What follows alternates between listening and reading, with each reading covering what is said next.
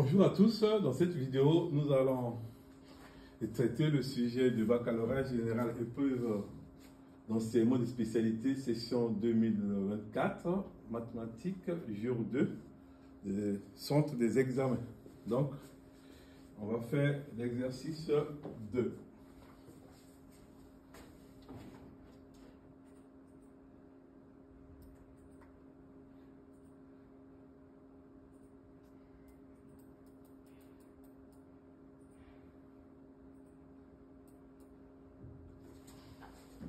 Donc l'exercice 2, c'est 6 points. Donc on donne une fonction ici, f de x égale à e de x sur x moins 1, c'est une fonction quotient. On admet que f est dérivable sur l'intervalle moins l'infini 1. Petit, question 1, petit a, déterminer la limite f en 1. Pour cela, je dois calculer ici, petit a, donc j'ai limite de e de x lorsque x tend vers 1 est égal à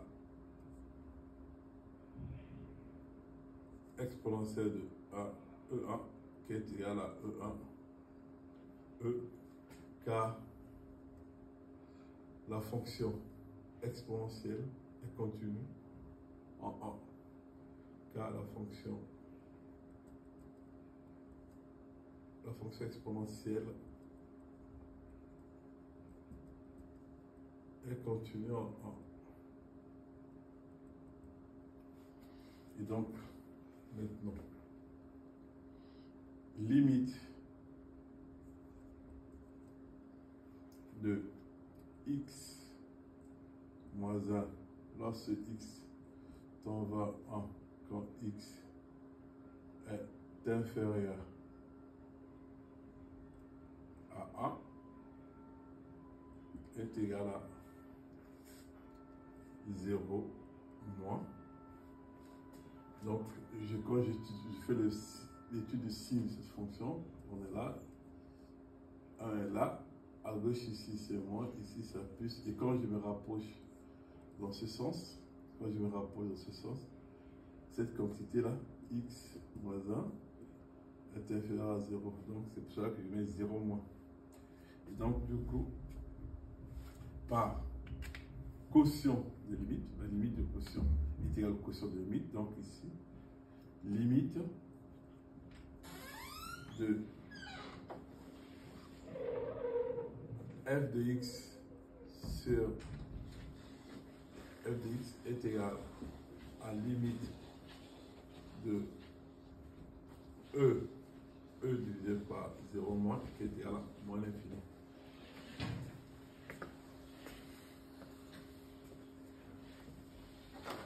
Donc, on conclut ici par quotient de limite, limite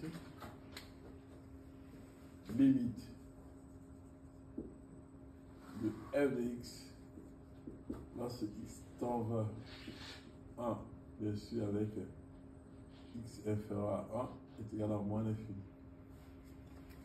Donc petit b, on déduit une interprétation graphique de cette limite. Donc ici, vous voyez que la fonction elle est définie sur moins l'infini à 1. 1, quand x égale 1, c'est une valeur interne.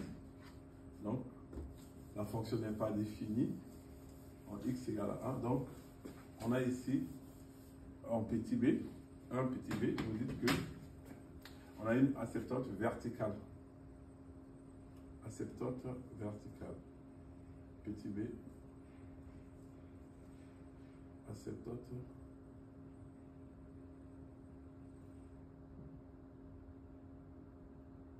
verticale.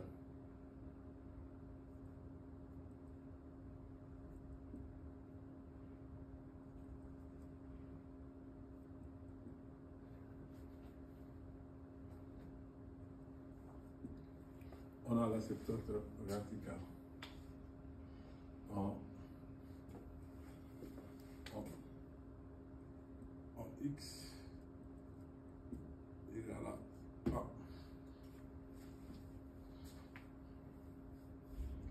Donc maintenant, on nous demande de déterminer ici la limite de la fonction f en moins l'infini. Donc ici, pour déterminer la limite de la fonction en moins l'infini, on va utiliser, comme c'est une fonction quotient, je calcule la limite de e de x lorsque x tend vers moins l'infini, c'est égal à 0, et limite de x moins 1 lorsque x tend vers moins l'infini, c'est égal à moins l'infini. Par quotient de limite, on a limite par quotient de limite, on a 0 divisé par moins l'infini, donc limite de f de x lorsque x tend vers moins l'infini est égal à 0. Donc ici, on a aussi une asymptote, cette fois-ci l'asymptote horizontale. L'asymptote que lorsqu'on tend vers l'infini, donc y égale, on a une asymptote horizontale, il y a l'asymptote verticale pour x égale 1 et l'asymptote horizontale pour quand x tend vers moins l'infini égale à 0. Donc du coup, on conclut qu'on a une asymptote horizontale. Donc maintenant, passons à la question 3.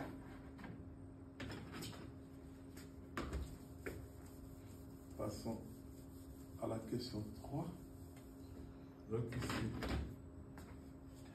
on nous demande de montrer que pour tout x appartenant à l'intervalle moins l'infini 1, on a f' de x égale à x moins 1 multiplié par exponentielle de x sur x moins 1 au carré. Donc ici, pour montrer ça, question 3. Donc ici, j'ai ma fonction, ici, f de x est égal à e de x sur x moins 1. Cette fonction, je peux la poser sous forme de u de x sur v de x. Et donc, je rappelle la dérivée d'une fonction quotient est égale à, ici, j'ai u sur v divisé, sa dérivée est égale à u' fois v plus, pardon, c'est moins v' sur u divisé par v carré. Donc ici, j'ai posé, donc je dois poser, posons e de x égale à e de x et v de x égale à x moins 1. Et donc quand je calcule u', la dérivée de exponentielle de x c'est elle-même, donc c'est égal à e de x. La dérivée de x moins 1, donc c'est égal à la dérivée de la différence. Dérivée de x c'est 1, dérivée de moins 1 c'est 0, donc du coup v', pardon, v' ici, v' de x est égal à 1. Et donc je vais appliquer ma formule, la formule sur la dérivation de quotient ici. Donc ici, j'écris f' égale f' est égal à u'. U' c'est e de x, l'exponentielle de x, multiplié par v. V c'est x moins 1, moins v'. V' c'est 1 multiplié par 1 multiplié par e de x, ça me fait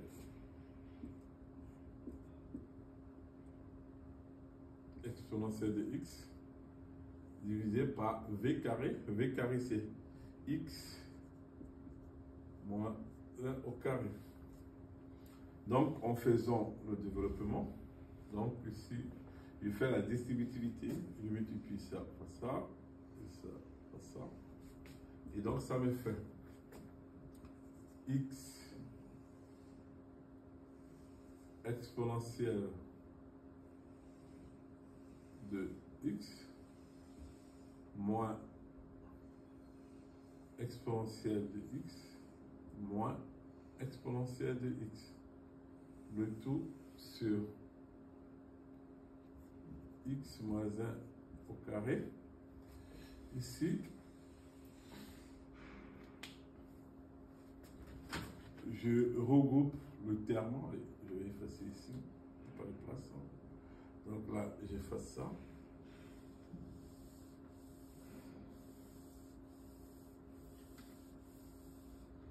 Et donc, f', je continue ici, f' est égal à x exponentielle de x moins 2x moins 2 exponentielle de x sur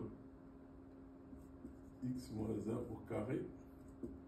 Je factorise ici par exponentielle x, exponentielle de x, ça me fait x moins 2 sur x moins 2 au carré. Donc, j'ai bien retrouvé ce qui a été demandé.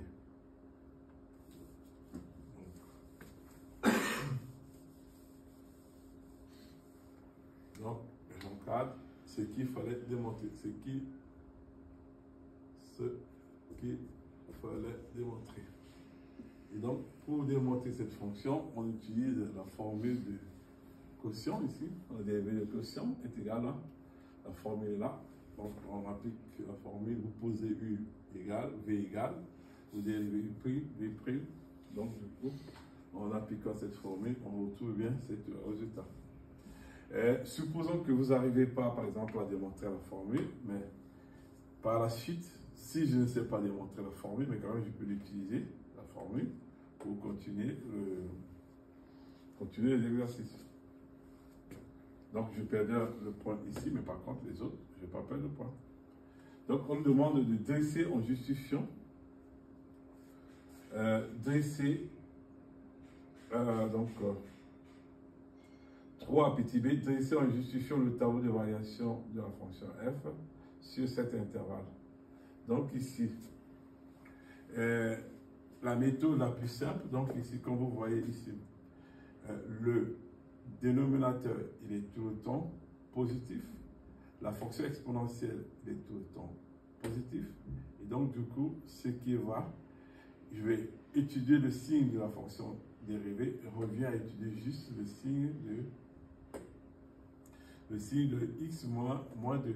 Et donc, du coup, ça, c'est facile à démontrer quand x est supérieur à 2. Quand x est supérieur à 2, c'est positif. Si x est inférieur à 2, là, c'est négatif. Donc, très rapidement, je peux faire, donc ici, quand x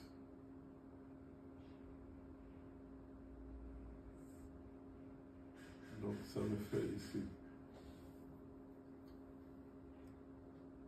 moins, ça c'est 2, de ce côté c'est plus, et là c'est moins. Et donc, comme je travaille dans l'intervalle de moins l'infini, donc du coup, j'établis mon tableau de variation. Très facilement. Le tableau de variation ici, c'est... Allez, ça, je n'en ai plus besoin. Je vais laisser faire la place pour vous en ici.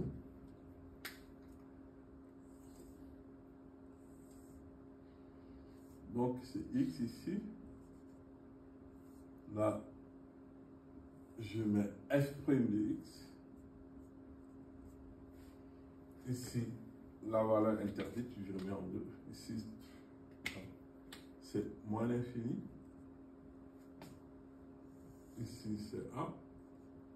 La valeur interdite, la fonction n'est pas définie en A, je mets 2 traits pour dire que je n'ai pas le droit d'utiliser 1. Donc, ici. Et donc, je place 1. Donc, ici, f' sur notre étude, tout est en négatif. Et donc, la fonction f ici, la fonction f, elle est décroissante. On avait déjà calculé la limite en 1. On avait trouvé que c'était moins l'infini. Ici,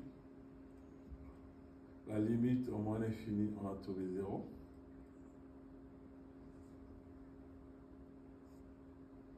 Et donc, voilà le tableau de variation de f sur l'intervalle. Donc, elle est tout le temps décroissante. Donc, f est décroissante.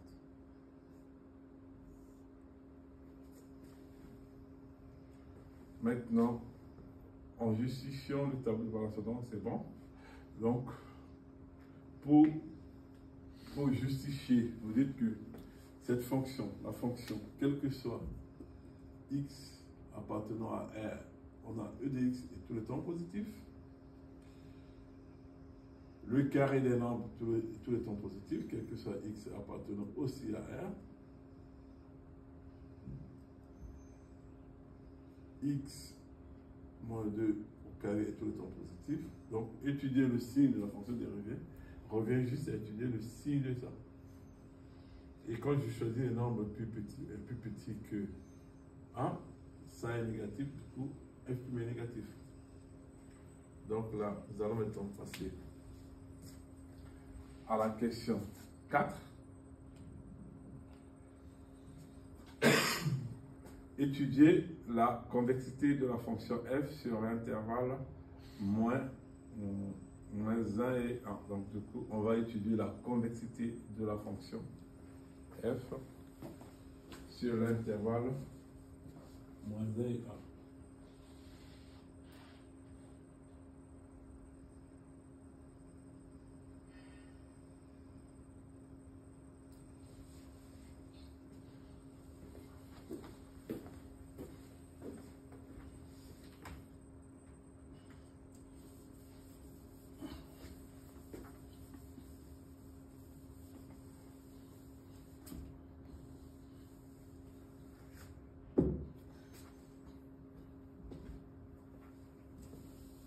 Donc ici, je rappelle ici la définition de convexité et puis f. Donc il y a des propriétés, il y a deux propriétés. Si la dérivée seconde est positive, la fonction est convexe. Si la dérivée seconde est négative, son signe est négatif, donc elle est concave.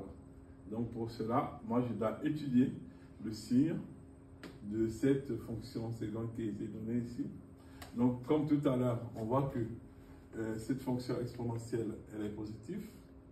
Ça aussi, elle est positive sur notre intervalle. Pardon, donc ça c'est non. Donc, ici, non, c'est positif. Donc là, ici, sur l'intervalle ici, on a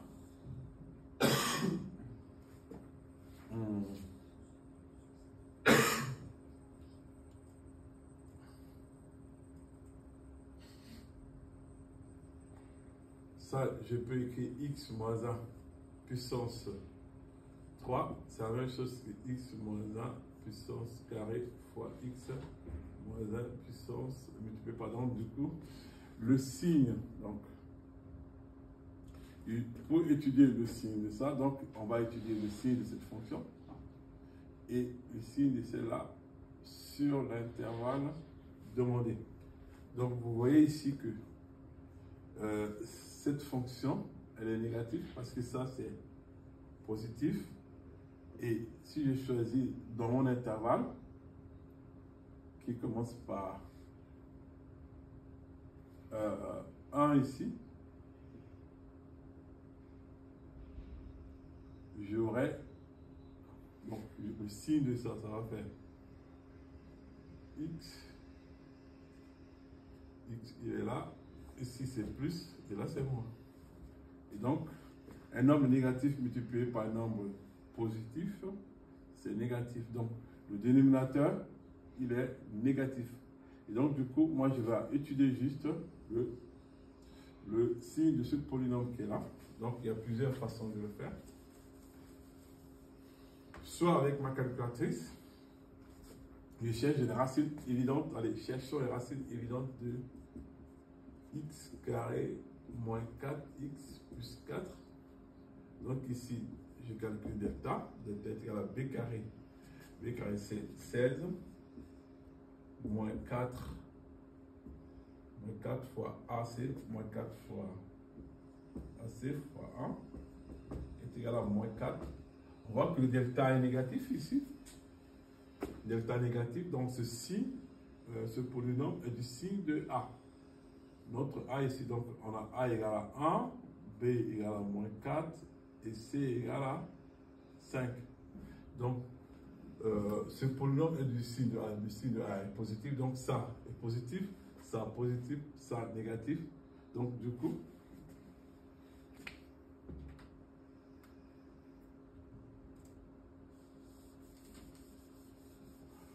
on voit que F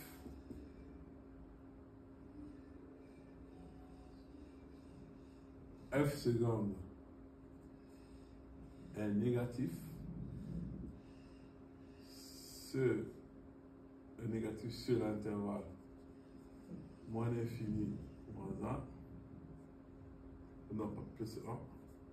On conclut que F est concave d'après les propriétés vues en cours. Et donc, j'en profite aussi pour parler de concavité, comment on peut se rappeler pour mémotechnique. Concave, ça veut dire que concave, donc cave est comme ça. Donc, concave, la courbe est tournée vers comme ça, cave. Donc, la définition de concave aussi, j'ai une courbe, je place 2 points sur la courbe, je relie ces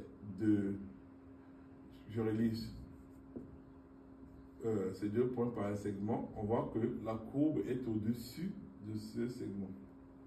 Et vous voyez aussi une autre façon de définir aussi une fonction concave. Si je trace ici, là ici c'est les tangentes. On voit que les tangentes sont au-dessus de la courbe représentative. Par contre, convexe, c'est donc les convexes, c'est ça. J'ai placé 2 points sur la courbe. Je les relie avec de A et B.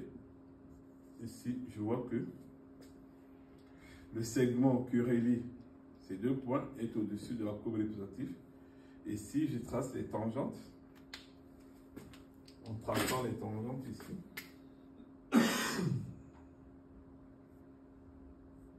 je vois que toutes les tangentes sont au-dessous de la courbe représentative de la fonction. Donc, nous, comme J' est négatif, on dit que F est concave d'après les propriétés vues en cours. Maintenant, on déduit petit b, on demande de donner, déterminer l'équation réduite de la tangente à la courbe C au point d'abscisse. Non, c'est bon, c'est bon. Léon, tu viens? Au point d'abscisse X. Donc l'équation de la tangente au point d'abscisse 0. Donc c'est parti.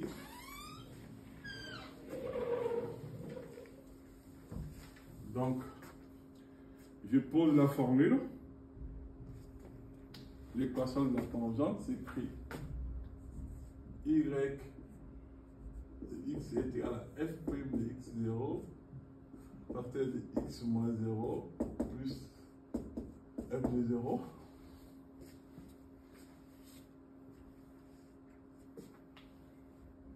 Donc, l'équation de la tangente, donc c'est ça. F' de 0, on avait ici, donc du coup, on va calculer f' de 0. J'utilise, voilà, la fonction est là, ici. f prime de 0, ici je mets 0, 0, 0, donc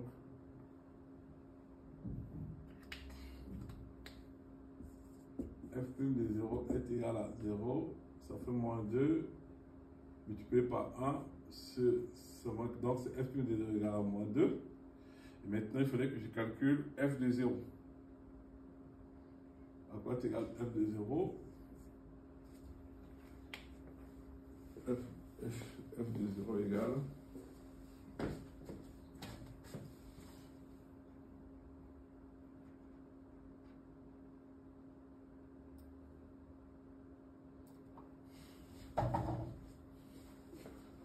donc on a ici f de 0 est égal à 1, donc c'est moins 1, donc du coup mon équation de la tangente ici, y, est égale à moins 2, facteur de x, et puis f de 0 sur moins 1.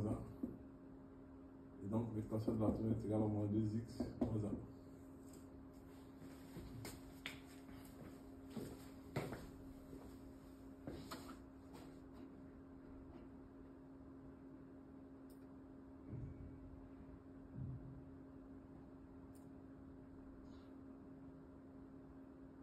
Donc, on déduit que pour tout x appartenant à cet intervalle, on a e de x égale à ça. Et puis, justifier que l'équation f' de x est égale à 0. Donc, ici, on avait déjà là, et sur cet intervalle,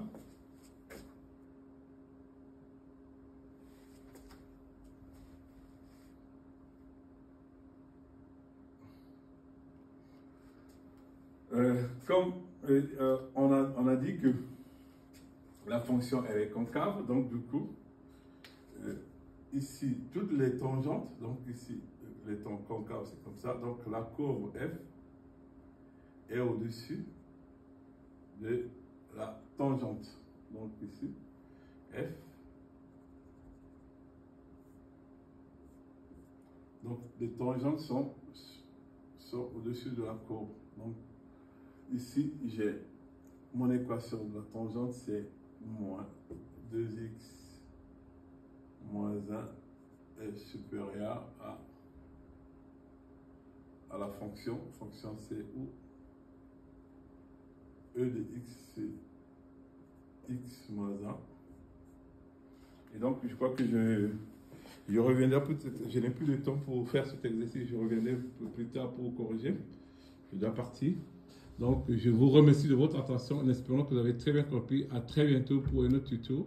Si vous avez aimé, n'hésitez pas de liker, de commenter et de partager. Merci.